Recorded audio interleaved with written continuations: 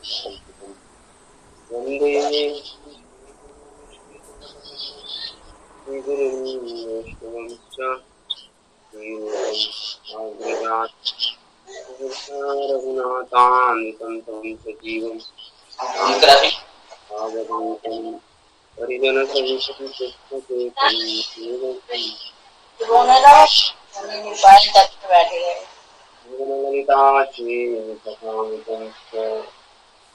जय श्री कृष्ण चैतन्य प्रभु नित्यानंद श्री अद्वैत गदाधर श्रीवासादि गौर भक्त वृंद हरे कृष्णा कृष्ण कृष्ण हरे हरे हरे राम राम राम हरे हरे। ओम नमो भगवते वासुदेवाय ओम नमो भगवते वासुदेवाय ओम नमो भगवते वासुदेवाय। नारायणं च नमस्कृत्यं नरं चैव नरोत्तमं देवीं सरस्वतीं व्यासं ततो जयमुदीरयेत्। नष्टप्रायेषु भद्रेषु नित्यं भागवत सेवया भगवती उत्तम श्लोके भक्तिर्भवति नैष्टिकी।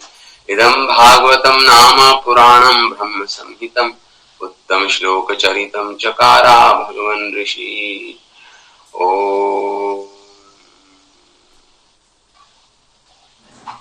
सहनावतु सहनं भुनक्तु सह वीर्यं करवावहे तेजस्विनावधीतमस्तु मा विद्विषावहे।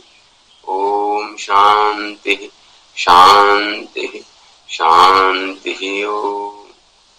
तुम श्रीमद् भागवतम के 10वें स्कंद के 7वें अध्याय पर हैं। शीर्षक है शकट भंजन, शक्टासुर और तृणाव्रत का उद्धार। तो 7वें अध्याय के कुछ ही श्लोक हमारे बाकी रह गए हैं, उसको हम आज चर्चा करके पहले 4 श्लोक अगले अध्याय के 8वें अध्याय का हम चर्चा करेंगे। तो हमने पढ़ा कि किस प्रकार भगवान ने तृणाव्रत का वध किया। तृणाव्रत का वध किया भगवान ने। तो तृणाव्रत मृत्यु को प्राप्त हुआ, उसका उद्धार हुआ भगवान के द्वारा, और वो आकाश से नीचे चट्टान पर आकर गिर गया। वो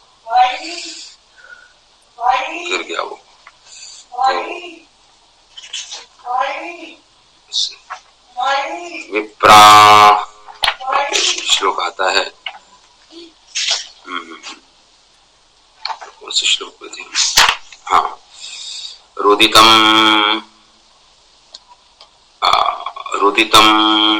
अनुशम्य तत्र गोप्यो भ्रश अनुतप्त थियो अश्रुपूर्ण मुख्या रुदो अनुप्लब्धे नंदसुनु पवनम उपारता पाम सवेगे। ये भी हो गया था हमारा एक्चुअली। हाँ, तो उसके न पतत सहबालो व्यस सुब्रजे, उसके प्राण पखेरु उड़ गए। किसके? तृणाव्रत के। वो नीचे आके चट्टान पे गिर पड़ा और पीठ के बल गिरा ताकि भगवान को कोई घात न पहुंचे। ये लीला शक्ति के द्वारा संभव हो पाया। लीला शक्ति के द्वारा ये सब संभव होगा। तो आगे हम पढ़ते हैं।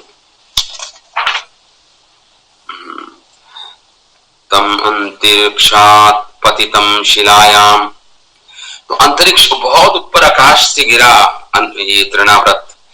पतितम शिलायाम, शिला पे गिरा ये। विशीर्ण सर्वावयम करावलम, और सुदूर आकाश से गिरा और शिला के ऊपर गिरा। रुद्र शरेण पुरम, जिस प्रकार भगवान रुद्र ने जब वध किया था वध किया था? त्रिपुरासुर का वध किया था।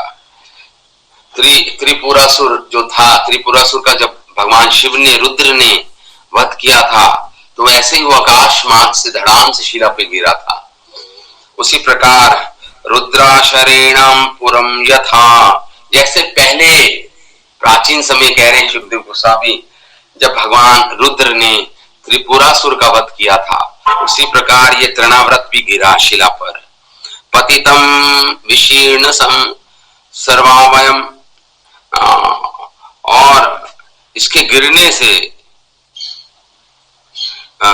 से इसके सारे जो अंग प्रत्यंग थे तृणाव्रत के, वो चूर्ण हो गए। चूर्ण मतलब बिल्कुल टूट गए, सारे इसके अंग प्रत्यंग चूर्ण विचूर्ण हो गए। इतनी ऊंचाई से शिला पर गिरा ये, तो तृणाव्रत के अंग प्रत्यंग चूर चूर हो गए सबके सब। करावलम तम दद्रशु, करावलम अति भयंकर ये तृणाव्रत सबने देखा, सारे गोपियां सब एकत्रित थे, सबने देखा आकाश से एक बड़ा विकराल असुर जो मांस का भक्षण करने वाला था, बच्चों को खाता था। वो तृणाव्रत दूर आकाश से गिरा, दृश्य देखा, सबने देखा, सारे गोपियों ने देखा ब्रज में। तस्या उपरि लंबमानम, और उन्होंने क्या देखा? उस दैत्य पर ऊपरी, उसके वक्षस्थल पर भगवान उसके गले को पकड़े हुए हैं और वक्षस्थल पर भगवान हैं। लंबमानम मतलब भगवान ने अपनी दोनों भुजाओं से उसका गला पकड़ रखा, भगवान कृष्ण ने। तो देखा सब गोपियों ने ये दृश्य। स्वस्तिमंतम विहास, आकाश मार्ग से सर्वदा माता ने तुरंत क्या किया? झटपट आकर कृष्ण को गोद में ले लिया। भगवान उसके वक्षस्थल पे लटक रहे थे, उसका गला पकड़ के भगवान लटक रहे थे उसके वक्षस्थल पर। तो ये देखकर गोपियां अति विस्मित हो गई। और जिस प्रकार शंकर जी के बाणों से आहत त्रिपुरासुर गिरकर चूर चूर हो गया था, उसी प्रकार ये शिला पर गिर के चूर चूर हो गया था इसके अंग तृणाव्रत के। तो जब गोपियां तो झटपट वहां आ गई, गोपियां झटपट आई। और तस्य उपरि लंबमान, भगवान झूल रहे थे इसके गले पकड़ के वक्षस्थल पर। स्वस्तिमंतम, और सर्वदा कुशल रहने वाले विहायसः, पुरुषानीत दैत्य के द्वारा। वो कह रही, वो विस्मित थी। क्यों विस्मित थी? वो विस्मित इसलिए थी कि इतना बड़ा असुर, फिर भी भगवान दैत्य क्या हुआ था? भगवान का पुरुषाद अनीतम, पुरुष अनीतम, इतना बड़ा असुर भगवान का अपहरण किया इसने। तम कृष्णम च, यशोदानंदन कृष्ण प्रदाय, तो प्रदाय मात्र नंद मुख्या, मात्रे, तो माता यशोदा जो माता थी कृष्ण की, भगवान की, वो आई तुरंत प्रतिहत्या समर्पण, विस्मिता, अति आश्चर्यचकित हो गई। नंद मुख्या मतलब नंद महाराज, गोप आदि भी पुनः लब्ध्वा अतीव मोदम प्रापुः, कृष्ण को पुनः लब्धा, पुनः प्राप्त करके, पुनः कृष्ण के दर्शन करके, पुनः लब्धा अतीव मोदम, आनंदित हो गए सबके सब, जैसे मानो मनुष्य शरीर में प्राण ही आ गए हों। अतीव मोदम प्राहु, और भगवान को तुरंत वहां पे आके यशोदा मैया ने गोदी में ले लिया। मतलब गोपियां आई और यशोदा मैया की गोदी में दे दिया भगवान को उठाकर। बालक मृत्यु के मुख से बाहर आया था, इसलिए विस्मित थी सबकी सब। आश्चर्यचकित थी सारी गोपियां, क्योंकि भगवान मृत्यु के मुंह से वापस आए थे। ये कह रही हैं यहाँ पे गोपियां, मृत्यु मुखात, मृत्यु के मुंह से अपहरण करने के बाद भी मृत्यु मुखात प्रयुक्तम, मुक्त होके तम कृष्णम चाह, यशोदा नंदन कृष्ण को लाकर माता यशोदा को पकड़ा दिया गोपियों ने। विस्मिता, और नंद बाबा और अनेक गोप जो थे, और गोपियां जो थी, सब आनंदित हो गए भगवान को पुनः लब्धा, पुनः प्राप्त करके। अतीव मोदम, आनंद को प्राप्त किया सबने। तो हमारे आचार्य जन जीव गोस्वामी लिखते हैं इन श्लोकों पर, तो समेत रुदत्य शिलायाम विशीर्ण सर्वावयम करावलम, उसके सारे अंग प्रत्यंग टूट गए। पूरम यथा, जैसे पहले रुद्र शरेण विद्धम, जैसे रुद्र, भगवान रुद्र ने त्रिपुरासुर का वध किया था। विद्धम स्त्रियों रुदत्यो दुर्दुषु समेता, सारी स्त्रियों ने ये जब देखा, प्रदाय मात्रे प्रहत्य विस्मिता, गोपियों ने कृष्ण को उठा लिया छाती से, वक्षस्थल से तृणाव्रत के, और प्रदाय, उसको प्रदान किया, किसको? माता यशोदा को। माता यशोदा को प्रदान किया। प्रहत्य, और विस्मित थी सबके सब। कृष्णम चतस्से उरसी लंबमानम, कृष्ण लटक रहे थे गले से, वक्षस्थल पर लटक रहे थे कृष्ण। तस्य लंबमानम तम स्वस्तिमंतम पुरुषादनीतम विहायसा, सबने सोच लिया था कृष्ण तो अब कृष्ण के दर्शन कैसे होंगे, सब चिंतित थे कृष्ण के बारे में। और वो पुनः कृष्ण आके कृष्ण ने दर्शन दिया। मृत्यु मुखात प्रमुक्तम, मृत्यु के मुख से मुक्त होकर भगवान आए। गोपियों ने ऐसा सोचा, यार मृत्यु के मुख से भगवान पुनः आ गए हैं और हमें आनंद देने के लिए आए हैं भगवान। हमारे आनंद को वर्धन करने के लिए आए हैं भगवान हमारे पास। गोपश्च गोपा किल नंद मुख्या लब्धा पुनः प्रापुतीव मुदम, वो गोपा गोपी सब लोग जो नंद बाबा जो मुखिया थे, सब पुनः कृष्ण को प्राप्त करके मोदम, आनंद को प्राप्त किया, आनंद को प्राप्त किया। तो यहाँ पे लिख रहे हैं जीव गोस्वामी, इन श्लोकों की व्याख्या में लिख रहे हैं जीव गोस्वामी कि तृणाव्रत अंतरिक्ष से शिला पर गिरा, वहां गायों के पैरों से कुचलने से कीच पैदा नहीं हुई थी। उसके गिरने का स्थान घर के पास शिलाओं पे गिरा, वो घर के पास ही। तो यहाँ पे यही बोल रहे हैं यहाँ पे।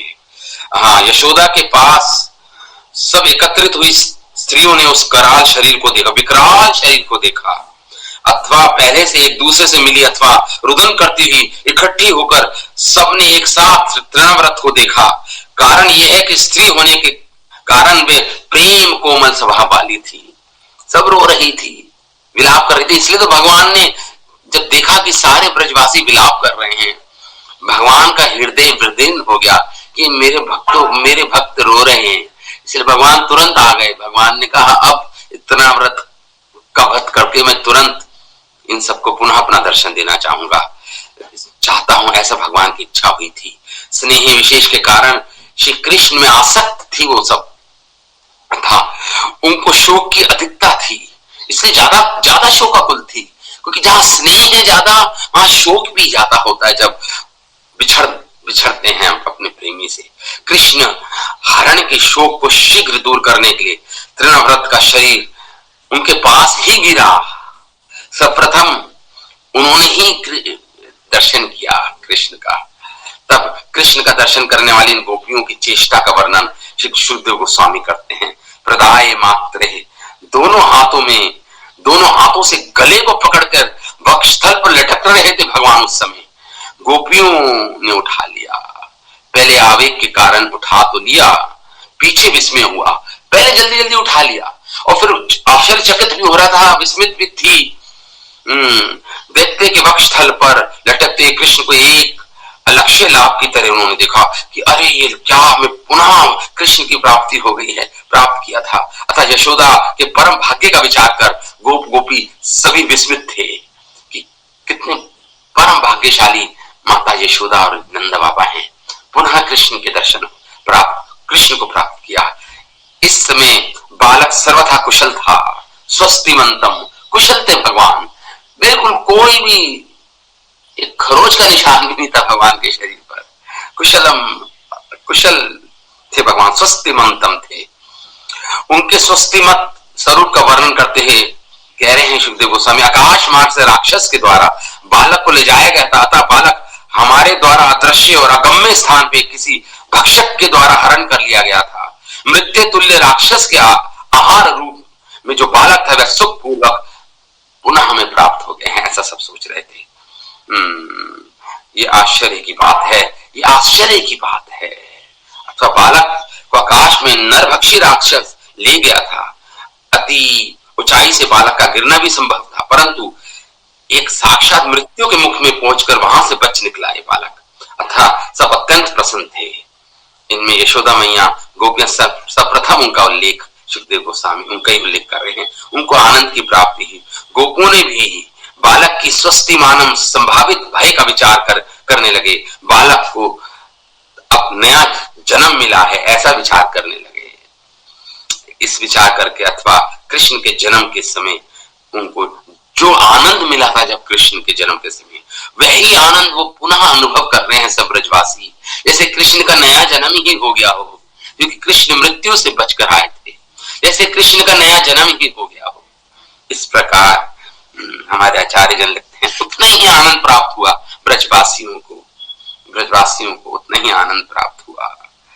तो इस प्रकार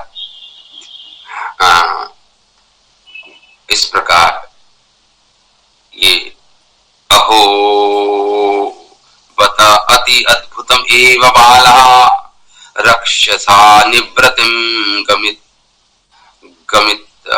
कह रहे हैं अहो, बहुत आश्चर्य, अहो कर रहे हैं ब्रजवासी, अहो बड़ी अद्भुत बात है ये, अति अद्भुतम अहो बता अति अद्भुतम, सब कहने लगे। ऐसा ये जो नंद बाबा की गोदी में बाला, ये बालक, ये कृष्ण राक्षस के द्वारा ले गया, राक्षस ले गया इनको। निवृत्तिम गमितः, ऐसा नहीं बोला सुखदेव गोस्वामी की भगवान मृत्यु को प्राप्त हुए, नहीं, निवृत्ति, भगवान को मारने के लिए ले गया था वो। निवृत्ति भगवान को, गमिता भगवान को अपने साथ ले गया था। जाने पर भी पुनः अभ्यज्ञात, कृष्ण पुनः हमारे सामने आज उपस्थित हैं, फिर से हमारे निकट भगवान ले आए इनको। भगवान कह रहे हैं स्त्रम खला स्वपापेन विस्मृतम, कह रहे हैं सुखदेव गोस्वामी, सारे गोपी बोलने लगे इस प्रकार कि हाँ, वो कहते हैं ये अति विस्मित थे, तो बोल रहे हैं कि हाँ, जो हिंसा करने वाले प्राणी हैं, वो जो तृणाव्रत था, हिंसक प्राणी था, पाप युक्त था, वो पाप पूर्ण प्राणी था वो। तो जो पापी जन होते हैं वो स्वतः अपने कर्मों के द्वारा ही मारे जाते हैं। इस प्रकार सबने सोचा, गोपियों ने, कि वो तो पापी जीव था, स्वयं अपने कर्मों के कारण मारा गया वो पापी जीव। अपने ही पाप के द्वारा स्वपापेन विहर्षितम, मारा गया तृणाव्रत, अपने पापों के कारण ही। और जो साधु जन होते हैं, जैसे नंद बाबा है, साधु हैं, तो साधु जन होते हैं जो सबके प्रति समता भाव धारण करते हैं, चाहे शत्रु हो चाहे मित्र हो। वह जन भयात प्रमुच्यते, ये साधु जैसे नंद बाबा और अनेक ब्रजवासी जन साधु हैं सब। क्यों? क्योंकि मित्र, इनके लिए मित्र और शत्रु में कोई अंतर नहीं, सबको समता भाव से देखते हैं, एक समान भाव से देखते हैं, तो वो तो भय से मुक्त हो जाते हैं। ऐसे साधु जन हम प्राय भय से मुक्त होते हैं। तो कह रहे हैं कि देखिए, विधि का विधान देखिए, सब ब्रजवासी कह रहे हैं ये पाप से मारा गया या साधु था, पाप युक्त था, पापी जीव था। और उस तरफ नंद बाबा को देख के वो कहते हैं देखो ये साधु जन है जो शत्रु मित्र के प्रति समता भाव धारण करने वाले नंद बाबा हैं, ये भय से मुक्त हो गए, ये हमेशा भय से मुक्त ही रहते हैं ऐसे जन। इस प्रकार ब्रजवासी जन बोल रहे हैं समत्वेन प्रमुच्यते भयात् न। फिर बोलने लगे नंद बाबा बोले न किम तपः चीर्णम अधोक्ष अर्चनम पूतम यत। कह रहे न हमारे द्वारा कौन सा तप किया गया था, हमने कौन सा ऐसा तप कर दिया कि कृष्ण के पुनः दर्शन हुए, कृष्ण से पुनः कृष्ण हमारे समक्ष आ गए, लौट आए, मृत्यु के मुख से लौट आए कृष्ण, निवृत्तिम, मृत्यु के मुख से लौट आए कृष्ण। किम तपः, हमने कौन सा ऐसा अच्छा तप किया था, किम तपः चीर्णम, हमने कौन सा ऐसा वैदिक अनुष्ठान किया था हमारे घर जिससे कृष्ण लौट आए हमारे पास। अधोक्ष अर्चनम, हमने भगवान विष्णु अधोक्षज की अर्चना पूजा की, ऐसी कौन सी हमने पूजा की जिससे भगवान विष्णु के द्वारा रक्षित होकर भगवान पुनः हमारे पास लौट। हरे कृष्ण प्रभु। हरे कृष्ण प्रभु जी। हरे कृष्ण प्रभु जी, जो कृष्ण भगवान जी ऊपर से नीचे गिरे थे तो मतलब कुछ आचार्यों ने लिखा कि कैसे गिरे थे, कि जब जमीन पे गिरे तो चोट नहीं लगी होगी या कुछ और कुछ किया था? वो अपनी पीठ के बल गिरा, तृणाव्रत अपनी पीठ के बल गिरा।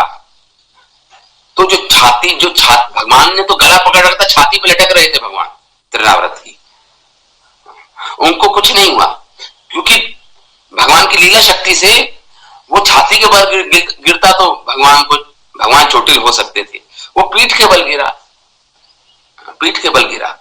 तो छाती भगवान छोटे से छाती पकड़ रखी थी, भगवान छाती पर थे, सुरक्षित थे भगवान। इस प्रकार हमारे आचार्य ये बोल रहे हैं किम तपः, हमने कौन सा ऐसा तप किया, हमने कौन सा ऐसे विष्णु की सेवा की या अनुष्ठान किया या पूर्तम कुओं को खुदवाया या तालाब बनवाए। नंद बाबा कह रहे हैं हमने कौन सा ऐसे पुण्य काम किया जिसके फल स्वरूप कृष्ण हमें पुनः मिले हैं।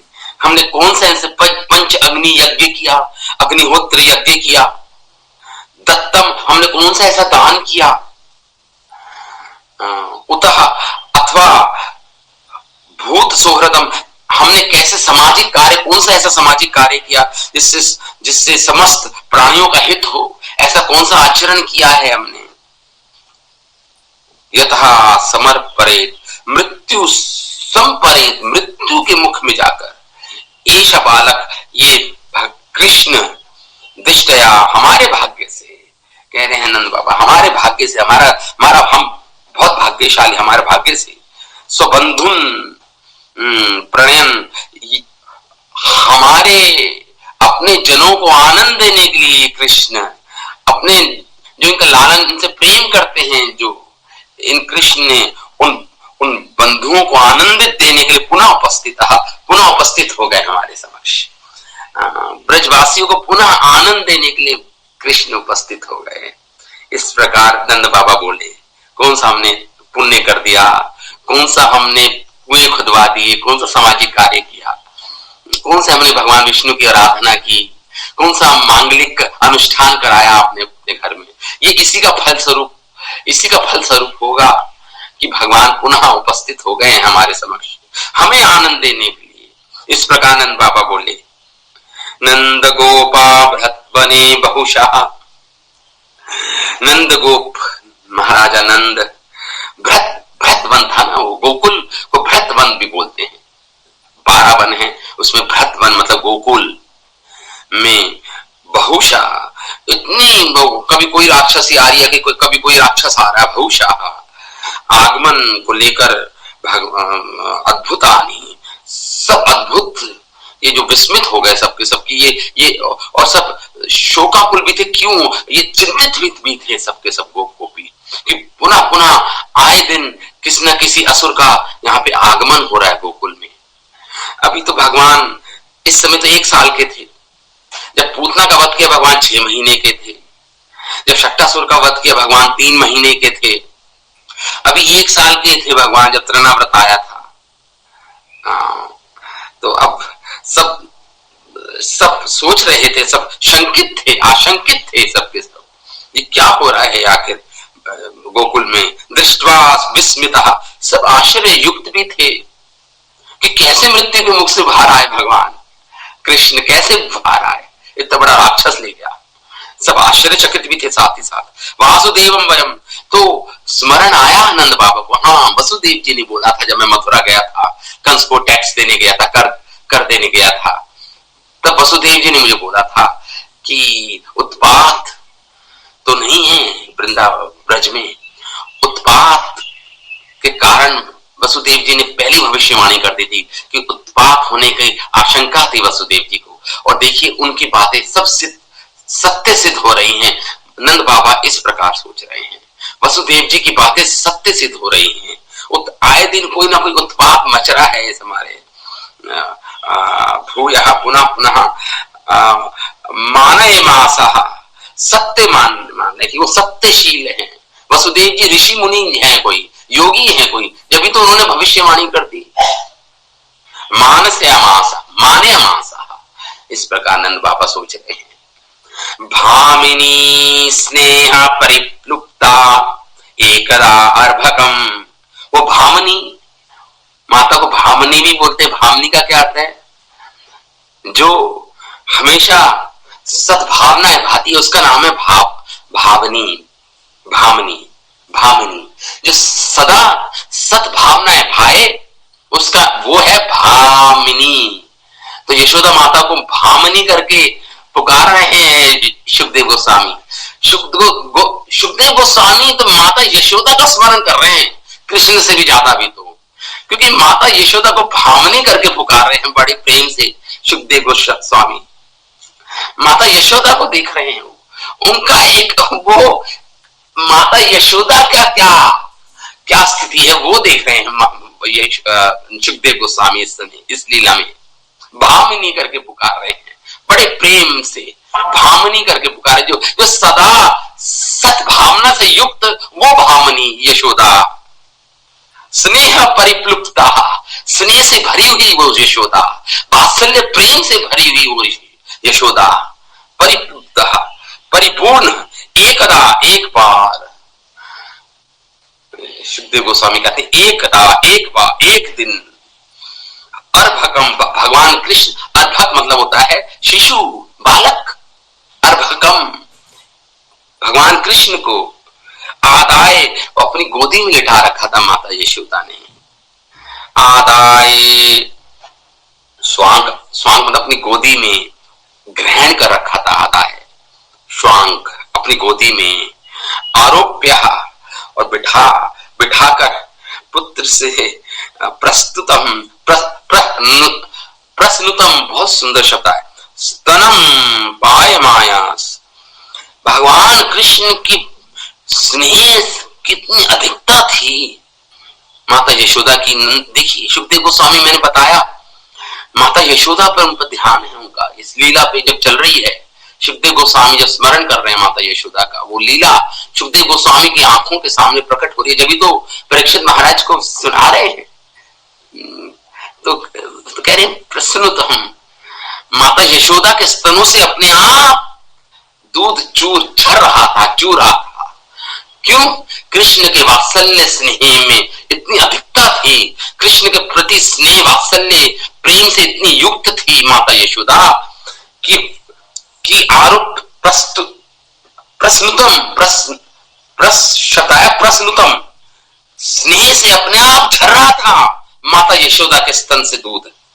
स्तनम पायमास, और भगवान कृष्ण को अपनी गोदी में लिटाकर स्तनपान करा रही थी माता यशोदा, और दूध स्वतः निकल रहा था। इतने स्नेह से युक्त माता यशोदा थी। ये सुखदेव गोस्वामी वर्णन कर रहे हैं। हमारे आचार्य इस इन 4 श्लोकों पर क्या बोलते हैं उसे सुनिए आप, उसे सुनिए। इस प्रकार ब्रजवासियों का अपने जो स्नेह था वो विशेष निरंतर बड़ा बड़ा और स्नेह को न्यून करने वाला ईश्वरीय ज्ञान नहीं हुआ। अब भगवान का ऐश्वर्य सब देख रहे हैं, इतने बड़े राक्षस को मार दिया भगवान ने, ये जानते नहीं थे, लेकिन ठीक है इतनी दूर आकाश से गिरे हैं, भगवान को कुछ नहीं हुआ और वो चूर चूर हो गया तृणाव्रत। तो ये सब देख रहे हैं, भगवान अपना ऐश्वर्य भी प्रकट कर रहे हैं, अपनी भगवत्ता को प्रकट कर रहे हैं, फिर भी उनका वात्सल्य भाव तनिक भी कम नहीं हुआ ब्रजवासियों का, उल्टा वो और बढ़ रहा था उनका स्नेह कृष्ण की तरफ, और बढ़ ही रहा था, निरंतर बढ़ रहा था वो प्रेम ब्रजवासियों का। इसी बात को ब्रजवासी के बीच में वो कह रहे, अहो बता, अहो, परम विस्मय थे सब, हर्ष से बोल रहे थे, अति अद्भुत है ये बालक, राज का एकमात्र प्राण स्वरूप था, ब्रज का एकमात्र प्राण स्वरूप थे भगवान कृष्ण। सब सारे ब्रजवासियों के कृष्ण ही प्राण थे, अपने पुत्रों पुत्रियों से भी ज्यादा कृष्ण को चाहते थे सारे ब्रजवासी। ऐसे भगवान थे, परम सुकुमार बालक, कुछ भी तो करने के लिए समर्थ नहीं है, सब विस्मित थे। ये बालक तो बेचारा असहाय अवस्था में था, लेकिन फिर भी एक सकुशल लौट आया मृत्यु के मुंह से निप्रतिम गतिम गमिता। फिर भी हम लोगों को सामने दिख रहा है, पुनः अभ्यगार मतलब पुनः ये हमारे सामने हमें दर्शन हो रहे हैं कृष्ण के, हम देख पा रहे हैं कृष्ण को। परंतु ये अद्भुत भाव है, इस प्रकार सब बोल रहे हैं, सब सोच रहे हैं, सब बोल रहे हैं, एक दूसरे से बोल रहे हैं। और ये वो पापी तो अपने पाप के कारण मारा गया, क्योंकि हिंसा मात्र के दोष से रहित साधु, जो हिंसक नहीं होता साधु, वह अपने समान ही दूसरों को सुख देने का दर्शन करने के कारण समता दृष्टि रखता है। इस तुल्य इस पुण्य से, भय से मुक्त हो जाता है साधु। देखो नंद बाबा कितने भय से मुक्त हैं, ये साधु है। इसी प्रकार पुनः पुनः उपद्रव होने पर भी दुष्ट कंस आदि से कोई चिंता नहीं करनी चाहिए। इस प्रकार सब बोल रहे हैं, इस प्रकार बोल रहे हैं, साधु साधु करके पुकार रहे हैं सब, पुनः आनंद में अपने भाग्य का अभिनंदन कर रहे हैं सबके सब। इसी प्रकार कह रहे हैं, हमने ऐसा कौन सा तप किया था, या हमने कौन सा ऐसा इंद्रियतीत भगवान की उपासना की थी, हाँ, जिससे भगवान की, हमने ऐसी कौन सी भक्ति की थी जिससे भगवान की भक्ति उत्पन्न हो। क्योंकि शास्त्र बोलते हैं वही परम धर्म है। कोई भी धर्म आप अपनाते हो, चाहे आप कुआं खुदवाते हो, चाहे अस्पताल खुलवाते हो, या प्याऊ खुलवाते हो, या मंदिर, जो भी कुछ करते हो आप, अगर आपका भगवत प्रीति में आपकी भगवान के प्रति प्रीति बढ़ रही है तो वो परम धर्म है। शास्त्र ऐसा बोलते हैं, ये ब्रजवासी जानते थे, फिर भी ये बात बोल रहे थे वो कि हमने कौन सा ऐसा क्या किया, कौन सा ऐसे पुण्य कर्म किया। देखिए पुण्य कर्म जो भी हम करें उससे हमारी कृष्ण प्रीति बढ़नी चाहिए, नहीं तो वो पुण्य कर्म व्यर्थ ही है, किसी काम का नहीं है। वो धर्म का आचरण हमारा, वो पुण्य कर्म किसी काम का नहीं है, चाहे हमारा कितना ही अच्छा सच्चरित्र क्यों ना हो, अगर उससे हमारी कृष्ण के प्रति प्रीति नहीं बढ़ती तो वो सब व्यर्थ जाएगा। याद रखिएगा, जिस प्रकार कोई एयरपोर्ट तो जाए और एयरपोर्ट से फ्लाई ना करे, अपने गंतव्य तक ना पहुंचे, फ्लाई ना करे, तो एयरपोर्ट में जाने का क्या अर्थ बनता है, कोई अर्थ नहीं है। उसी प्रकार कोई कितना ही सतोगुणी क्यों ना हो, कोई कितना ही सत्कार्य में क्यों ना लगा हो, अगर उसको कृष्ण प्रीति नहीं, कृष्ण की प्रीति नहीं में वर्धन नहीं होगा, बढ़ेगी नहीं, तो वो सब व्यर्थ ही है, वो सारी क्रियाएं सब व्यर्थ है। ये जीव गोस्वामी इस प्रकार लिख रहे हैं, जिसने भगवान की भक्ति उत्पन्न कर ली है वही परम धर्म है। इसी प्रकार तप पूर्त मतलब कुएं खुदवाना बता रहे हैं, बावड़ी, कुएं, तालाब, देवता का मंदिर, अन्न का क्षेत्र, फल के बगीचे लगवाना, अग्निहोत्र यज्ञ करना, सिद्ध होकर वेदों का पालन करना, अतिथि सेवा करना, ये सब जब ही फल प्रदायी हैं अगर इनसे कृष्ण प्रेम में वर्धन होता है, कृष्ण प्रेम, कृष्ण के प्रति प्रीति बढ़ती है जब भी ये फलता है।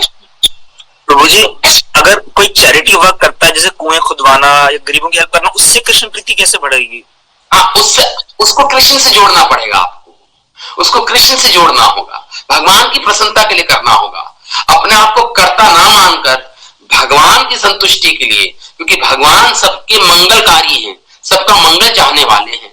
इसलिए भगवान की जो ये सभी प्राणी जीवात्माएं हैं, सभी तो जीवात्माएं हैं, भगवान का ही अंश है, और उनके कल्याणप्रद कार्य कोई भी होता है तो आपको इस रूप में देखना होगा सारे जीवों को कि ये भी तो कृष्ण के अंश हैं, तो इनके कल्याण के लिए मैं ये कार्य कर रहा हूं, ताकि कृष्ण में, और फिर उनको कृष्ण के बारे में भी बताना साथ ही साथ इन पुण्यों के, ये भी दूसरा पॉइंट है। कृष्ण ये सारे कार्य करने के साथ साथ उनको कृष्ण विज्ञान भी देना, भगवत विज्ञान, ज्ञान भी उनको समझाना, ये भी हमारा एक संशय प्रभु जी, जैसे क्रिश्चियन मिशनरी सेम काम करते हैं कि वो गरीबों की हेल्प करते हैं और उन्हें जीसस क्राइस्ट के पाथ पे इंडोक्ट्राइन करते हैं। हाँ, एग्जैक्टली, उनका यही मिशन होता है, भगवान से भी जोड़ते हैं, ठीक है, वो क्राइस्ट से जोड़ रहे हैं, इट्स ओके, लेकिन कन्वर्जन नहीं चाहते हम कि क्रिश्चियंस बन जाएं। वो उनका ना कन्वर्जन पे ज्यादा ध्यान रहता है कि किसी तरह ये कन्वर्ट हो जाए। हम कहते हैं कन्वर्ट होने की जरूरत नहीं है, बस भगवत प्रेम उत्पन्न करो अपने हृदय में, हम ये कहते हैं। हम ये नहीं कहते कि तुम हिंदू बन जाओ, कृष्ण भक्ति कर ले, हम कहते नहीं, कोई आवश्यक नहीं है।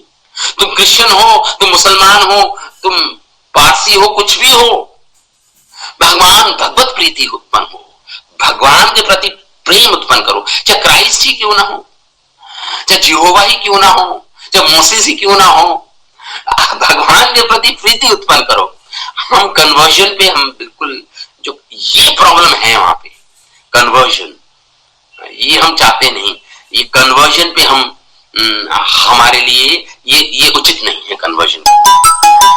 जो जिस धर्म का पालन करता है उसी धर्म में, जो सनातन धर्मी है, उसी सनातन धर्म में ही जो भगवान परमात्मा है उनके प्रति प्रीति बढ़ाए। क्रिश्चियंस को अगर किसी की मदद कर रहे हैं, हॉस्पिटल खुलवा रहे हैं, ब्याह खुलवा रहे हैं, चैरिटी वर्क कर रहे हैं, तो ज्यादा फिलैंथ्रोपिक वर्क कर रहे हैं, उनका लक्ष्य होना चाहिए आप भगवान के प्रेमी बनो, जिस धर्म का पालन करते हो, उन्हीं जिसमें जो आपके इष्ट देव हैं उन्हीं से अपने प्रेम को बढ़ाओ, उन्हीं से अपने प्रेम का वर्धन करो, उनके प्रति अपने प्रेम, ऐसी टीचिंग होनी चाहिए एक्चुअली। नहीं तुम Jesus is the only way, this is wrong, Jesus is the only way, this is not good, बस उसके हम विरोधी हैं, उस चीज के हम विरोधी हैं। बाकी जो कर रहे हैं ठीक कर रहे हैं, कोई प्रॉब्लम नहीं। तो यहाँ पे यही बोल रहे जीव गोस्वामी कि अंततः वही परम धर्म है जिससे भगवान की प्रीति भक्ति उत्पन्न हो। उसमें पुण्य कर्म भी शामिल है, ये सत्कार्य भी शामिल है, लेकिन ये धर्म, ये उपधर्म बोलते हैं इसको, ये उपधर्म है, सत्कार्य, इसको कृष्ण परम धर्म तक लाना है, इसको परम धर्म से जोड़ना है, इस उपधर्म को। उपधर्म मतलब एथिक्स, मोरालिटी, इस सब उपधर्म में आएगा। ये फिलैंथ्रोपिक वर्क, सत्कार्य करना, पुण्य कार्य करना, सब उपधर्म है। उपधर्म को परम धर्म क्या है? भगवत प्रीति, भगवान की भक्ति। यहां तक पहुंचना है, इस परम यहां तक पहुंचाना चाहिए इस उपधर्म को आपको। ये सोपान है, सीढ़ी है ये उपधर्म। या आपको अगर नहीं पहुंच रहे उस सीढ़ी से परम धर्म तक, तो फिर वो सीढ़ी का क्या फायदा, उस उपधर्म का भी क्या फायदा। इसलिए जोड़ना होगा आपको, परम धर्म से जोड़ना होगा, फिर सब चीजें ठीक हैं, फिर सब सुनियोजित हो जाता है, सब कोहेरेंस हो जाता है। वो कोहेरेंस जब ही आएगी जब परम धर्म तक पहुंचेंगे हम लोग। इति भगवान के अर्चन रूप, ये यहाँ पे कह रहे हैं, यहाँ पे कि ये ब्रजवासी बोल रहे हैं सब पे अपने विशेषता गोपराज नंद बाबा हृदय में बार बार उन उत्पात जो हो रहे हैं उसके बारे में आशंकित थे। इनकी शंका बढ़ती जा रही थी। इस आशय से सुखदेव गोस्वामी कहते हैं बहुशः कृष्ण के अन्य भी बहुत से चरित्रों से सूचित होता है। ये चरित्र मथुरावासी के बीच में ठीक है। इन लीलाओं के आधार पर वसुदेव जी के वचनों को याद कर रहे हैं नंद बाबा महाराज, नंद बाबा। अब यशोदा विचार कर रही हैं, ओहो मैं तो रजोगुण तमोगुण का मेरा स्वभाव है, मैं भ्रमित हूँ। यशोदा मैया बहुत ही विनीत भाव से बोल रही हैं, मैं तो रजो और तमोगुण से मेरा स्वभाव है, मैं भ्रमित रहती हूँ। मैं तो अपने को बहुत भागिनी मानती हूँ, परंतु ये अज्ञान मुझे सदा पराजित करता रहता है। मैं ये मान बैठती हूँ कि मैं जनों की रक्षा करने वाली हूँ। मैं ये सोचती हूँ कि मैं ब्रजवासियों की जनों की रक्षा करती हूँ। मेरे ये ब्रजवासी जन तृणव्रत से द्रोह करते हैं, कह रही हैं। विचार कर पुनः अनिष्ट की आशंका करने लगी और सूखती जा रही थी माता यशोदा। अब अपने पुत्र के अनिष्ट की आशंका थी।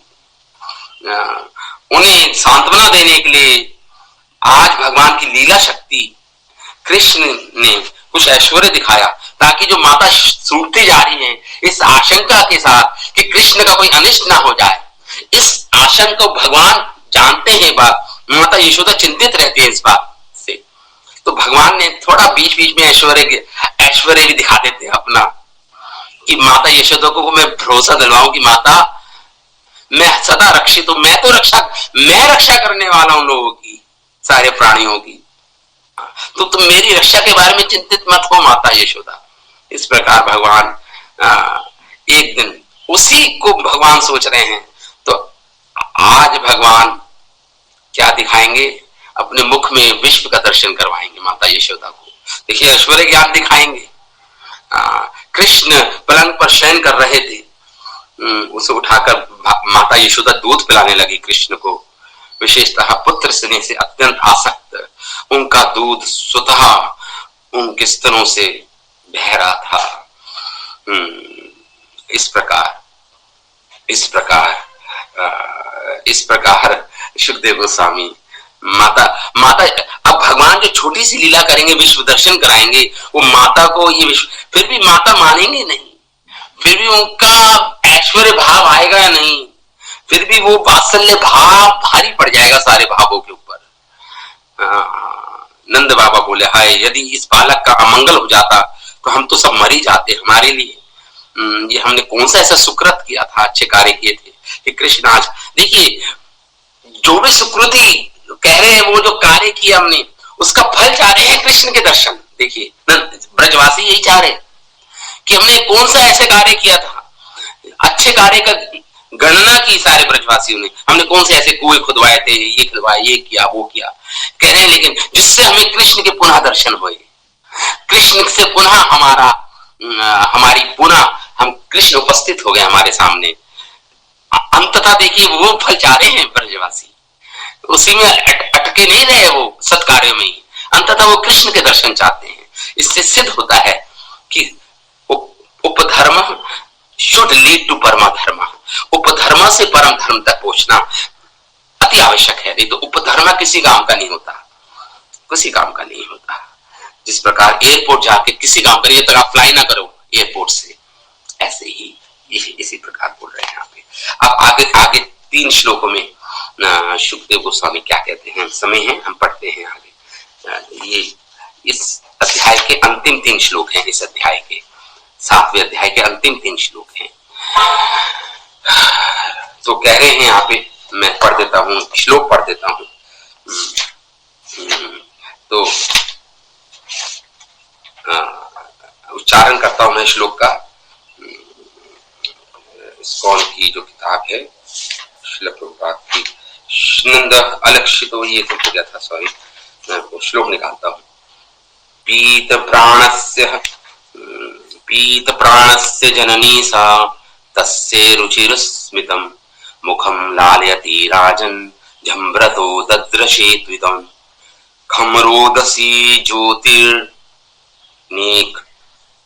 अमाशः सूर्य इंदुवहिन श्वसन अंभुश्च दीपान नांगस्तः हृतवर्णानि भूतानि यानि स्थिरजंगमानि सवीक्ष्य विश्वं सहसराजंसं संजात विपुथु सम्मिल्य मृगश्वाक्षी नेत्रे आसीत सुविस्मितः।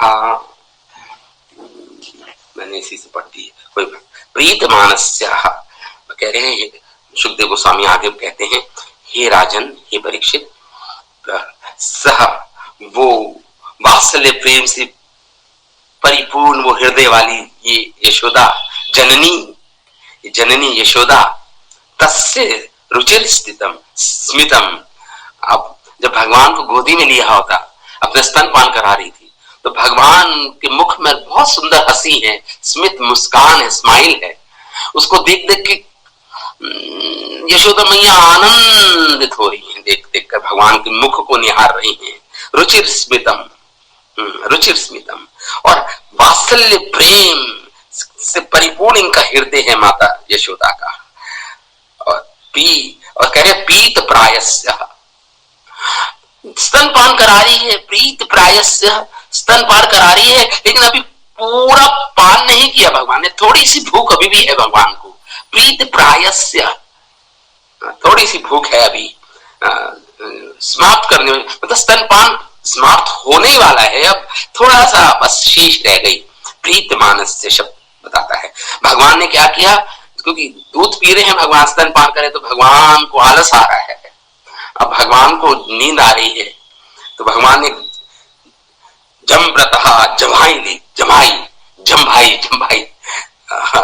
ली भगवान ने, और मुंह खोल लिया। जमाई जब ली, एक बच्चा जब सोने वाला ही होता है, या स्तनपान जब पूरा हो चुका होता है उसका, जब होने वाला होता है, तो जमाई लेता है बच्चा, जमाई। उसी प्रकार भगवान ने भी जमाई ली। भगवान लीला, बाल लीला कर रहे हैं इस समय, तो जमाई ली भगवान ने। तो क्या हुआ, जमव्रतः तस्यः रुचिर स्मितम, बहुत सुंदर भगवान का मुख था उस समय, और लालना कर रही थी यशोदा मैया, लालना चुम्बन कर रही थी,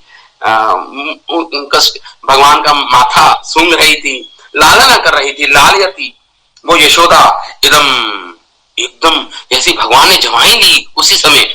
तो क्या देखा यशोदा मैया ने, क्या देखा, खम आकाश को देखा, खम आकाश को देखा, रोदसी स्वर को देखा, पृथ्वी को देखा, भगवान के मुख के अंदर। ज्योतिर्निकम, ज्योतिष जितने भी कॉन्स्टेलेशन है वो सब देखा, ज्योतिष चक्र देखे। आशा, दिशाएं, चारों दिशाएं देखी, आठों दिशाएं देखी, दिशाएं। सूर्य के दल, सूर्य देखे।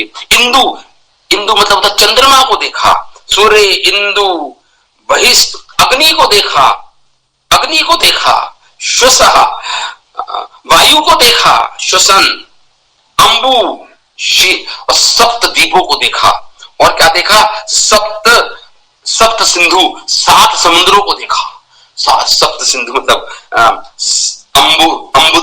अंबुधि मतलब तो समुद्र, बहुत बड़ी जो जल राशि को अपने धारण करता है उसे बोलते अंबुधि को धारण, मतलब समुद्र को देखा, 7 समुद्र को देखा माता यशोदा ने। फिर द्वीपान, जम्बू द्वीप को देखा, द्वीपों को देख रही है। नगान, 7 द्वीपों को देखा। फिर नगान, सुमेरु पर्वत, हिमालय आदि पर्वतों को देखा। तद्रुहित, जो पहाड़ों से निकलती उनकी पुत्रियां, नदियों को देखा। तद्रुहित, पर्वतों से निकलने वाली उनकी पुत्रियां, मतलब नदियों को देखा। अनेक नदियों के दर्शन माता यशोदा ने देखा कृष्ण के मुख में। वनानी, अनेक वन देखे, अमेज़न, अनेक वन देखे माता यशोदा ने। वनानी यानी च स्थिर जंगमानी, और स्थिर प्राणी, जंगम प्राणी, स्थावर जंगम प्राणी सभी को देखा माता यशोदा ने। भूतानी, सारे जीवों को देखा। दत्रश्य देखा माता यशोदा ने, दत्रश्य मतलब देखा। राजन, सुखदेव गोस्वामी कहते हैं, राजन मृग श्वावाक्षी, वो मृग नयनी यशोदा, वो मृग का बच्चा होता है, छोटा बच्चा होता है ना, उसकी बड़ी बड़ी आंखें होती है, छोटे बच्चे की बड़ी बड़ी आंखें, बिल्कुल उसके कानों तक जाती हैं, आंखें बड़ी बड़ी होती है। मृग शावाक्षी मतलब मृग की जो बच्चे होते हैं, मृग के जब नए नए नवजात शिशु होते हैं, बड़ी बड़ी आंखें होती हैं उनकी। उसी प्रकार ये सुखदेव गोस्वामी माता यशोदा को कह रहे हैं मृग शवाक्षी, हिरण के बच्चे की भांति। जैसे हिरण का बच्चा जब पैदा होता तो उसकी आंखें इधर उधर शंकित होती हैं, इधर उधर देखता है, भय होता है ना, भय होता है। ऐसे ही मृग के बच्चे की जो आंखें होती है इधर उधर देख रही होती है, जब पैदा होता है, पैदा होने से उसकी आंखें इधर उधर देख रही होती है। उसी प्रकार माता यशोदा जो मृग सवाक्षी हैं, जो शंकित हैं, अपने कृष्ण की रक्षा के प्रति शंकित हैं, और इधर उधर आंखें उनकी देख रही हैं, कोई राक्षस असुर तो नहीं आ गया, देख रही है बार बार, ऐसी माता यशोदा मृग शवाक्षी नाम से संबोधन किया है सुखदेव गोस्वामी ने माता यशोदा को। राजन मृग सवाक्षी साई सहसा, वो सहमद यशोदा मैया सहसा अचानक विश्व विक्ष, जब पूरे विश्व का दर्शन किया भगवान के मुख में, जो उनकी गोदी में स्थित था छोटा सा पुत्र, उनके मुख में भगवान के मुख, वो भगवान कृष्ण के मुख में जब विश्व का दर्शन किया माता यशोदा ने, विश्व विक्ष संजात वेभूतु, कांपने लगी माता यशोदा। संजात वेभूतु मतलब कांपना, वेभूतु मतलब कांपना, कांपने लगी माता यशोदा, भय से कांपने लगी, पूरा शरीर उनका कांपने लगा माता यशोदा का। नेत्रे सम्मिल्य, अपनी आंखें बंद कर ली माता ने, माता कांपने लगी और नेत्रे क्या है, सम्मिल्य मतलब आंखें बंद कर लेना, नेत्र मतलब नेत्र, सम्मिल्य मतलब बंद करना, अपनी आंखों को बंद कर लिया माता यशोदा ने, कांप रही हैं डर के भय से। सुविस्मित आसित, बड़ी आश्चर्यचकित, विस्मित है, आश्चर्यचकित हैं, समझ नहीं पा रही कि क्या देखा है मैंने अभी कृष्ण के मुख में, परम आश्चर्य दर्शन कर, और सुविस्मित हो हैं इस समय माता यशोदा। आसीत, वहां पे माता यशोदा बैठी हुई हैं, आंखें बंद हैं, विस्मित हैं और डरी हुई हैं, आशंकित हैं कृष्ण की रक्षा के प्रति। देखिए ये 3 श्लोकों में सुखदेव गोस्वामी इस प्रकार वर्णन कर रहे हैं कि उस समय की बात है जब कृष्ण प्रायः दूध पी रहे थे, दूध पी चुके थे, खत्म होने वाला था। माता मंद मंद मुस्कुराते कृष्ण को चूम रही थी, चूम रही थी कृष्ण को। अब कृष्ण को जमाई आई तो सब देखा, उस माता ने सब देखा, अपने पुत्र के मुख में इस प्रकार एकाएक अचानक कहां से ये लीला प्रकट की भगवान ने, एकाएक अकस्मात कृष्ण के मुख में वो मृग नयनी यशोदा ने जो देखा, उससे माता यशोदा कांप उठी माता यशोदा, और आंखें बंद कर ली माता यशोदा ने, और बड़ी आश्चर्यचकित थी। ये 3 श्लोक में हमारे आचार्य, इन 3 श्लोकों पर हमारे आचार्य क्या लिखते हैं, हम इसे पढ़ेंगे हम। ये छोटी सी लीला है, फिर तो ये आखिरी 3 श्लोक पर जो आज के हम बस थोड़ा आचार्यों की जो तात्पर्य है उसको पढ़ के आज हम समाप्त करेंगे इस क्लास को। आचार्य क्या बोल रहे हैं, माता आपने समझ लिया पूरा क्या वहां पे चल रहा है। माता यशोदा ने आंखें बंद कर ली हैं, पूरे विश्व को भगवान ने दर्शन कराए हैं, विश्व का दर्शन कराया अपने मुख पर। यहाँ पे कह रहे हैं, जीव गोस्वामी लिखते हैं कि भगवान मानो, परंतु कुछ पूरा नहीं हुआ था, अभी दूध पिया था भगवान ने, कुछ पूरा नहीं हुआ था अभी दूध पीना। अथवा कह रहे हैं यहाँ पे कि यशोदा ने पुत्र के प्रति स्नेह की, यशोदा में पुत्र के प्रति स्नेह की अधिकता विराजमान है। दुग्ध पान लीला में श्री कृष्ण मंद मंद मुस्कुरा रहे हैं तथा परम सौंदर्य प्रकट हो रहा है भगवान का। अतः यशोदा मुख को पुचकार रही है, लालयंती, लालना कर रही है कृष्ण का। उस अथा वे जमाई लेने लगे भगवान,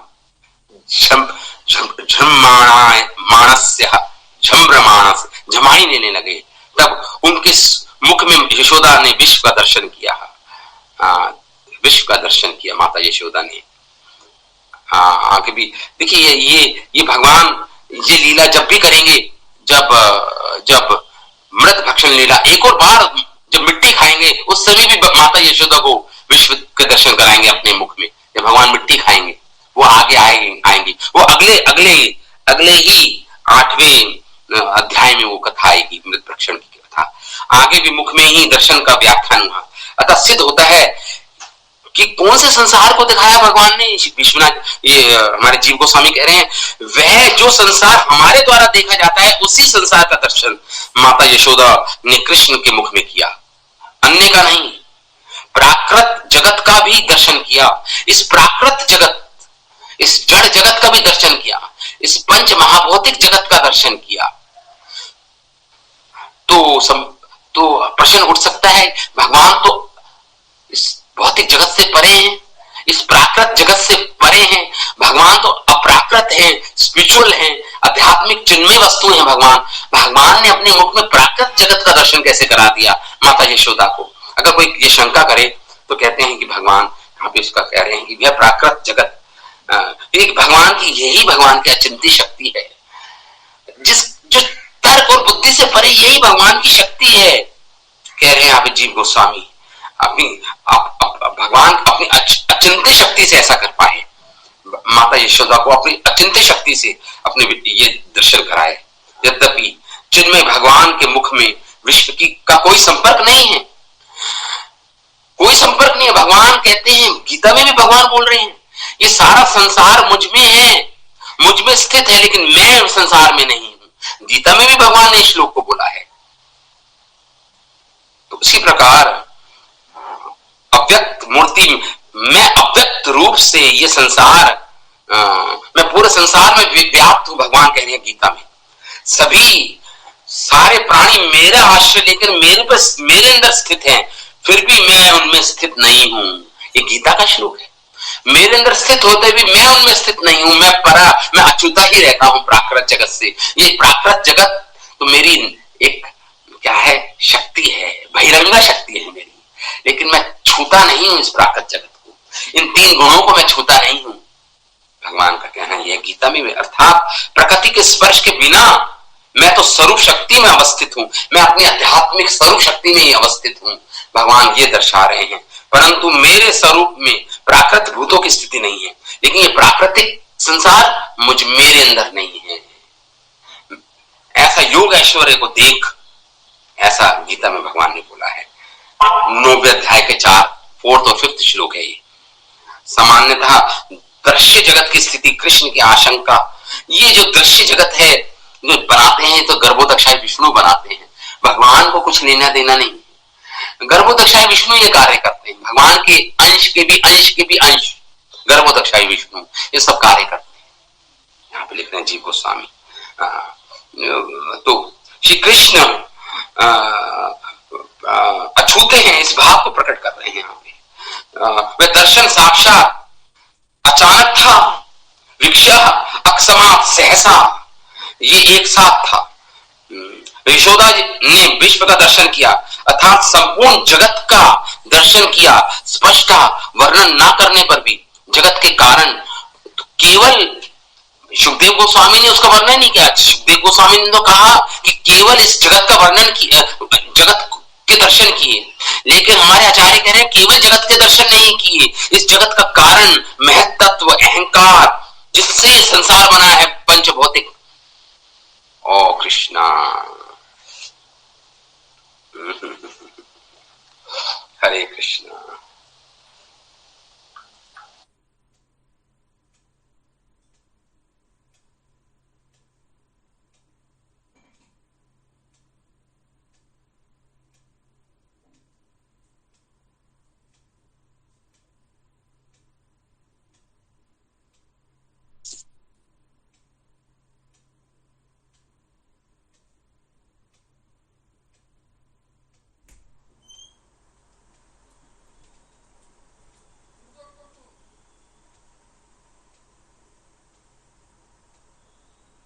प्रभु जी आप म्यूट हो।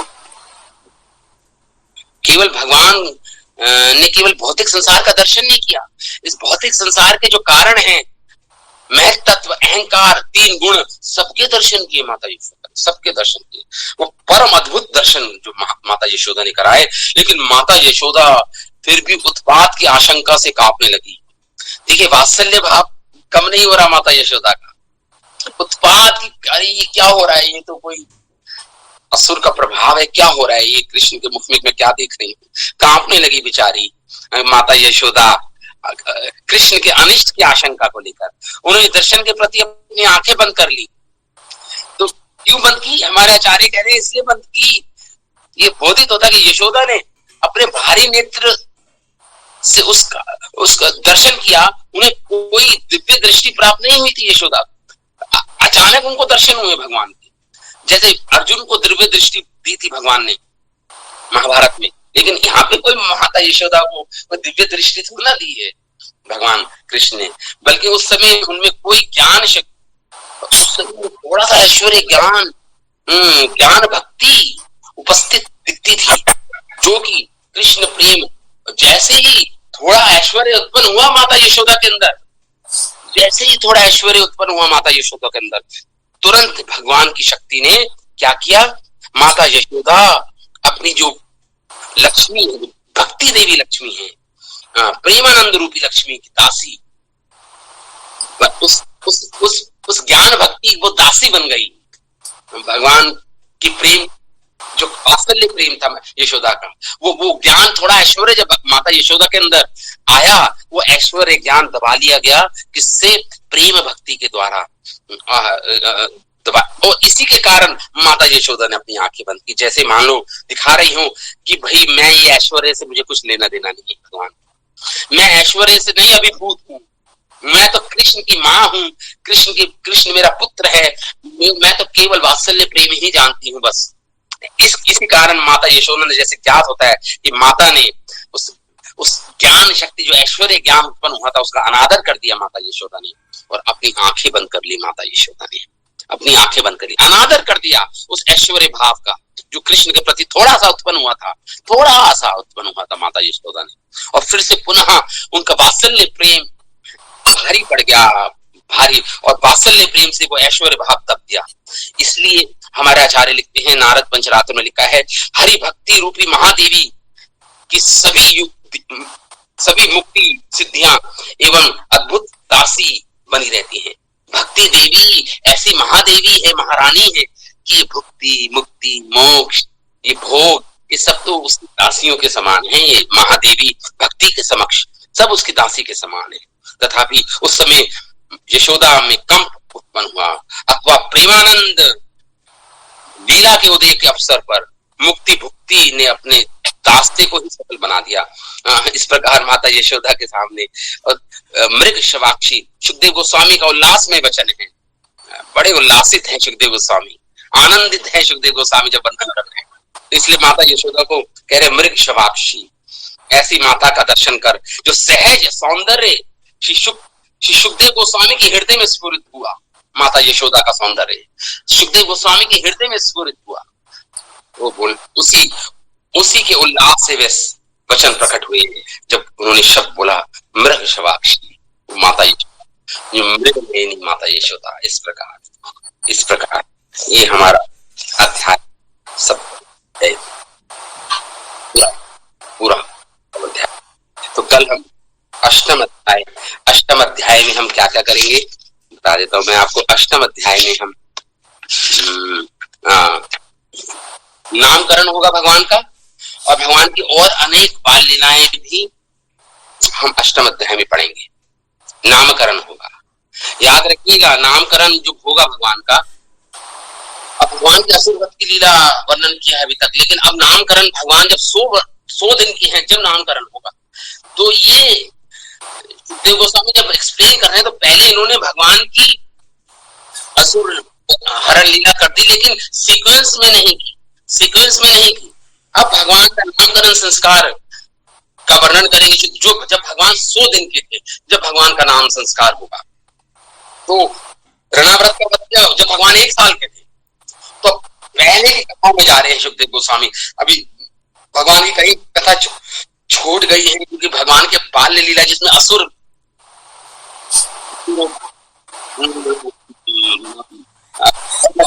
नहीं है, जो छूटे हैं उस लीला को अगले अध्याय में, अष्टम अध्याय में सुखदेव गोस्वामी वर्णन करेंगे।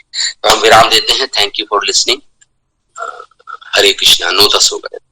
शिला भागवत महाग्रंथ की जय, सुखदेव गोस्वामी की जय, जय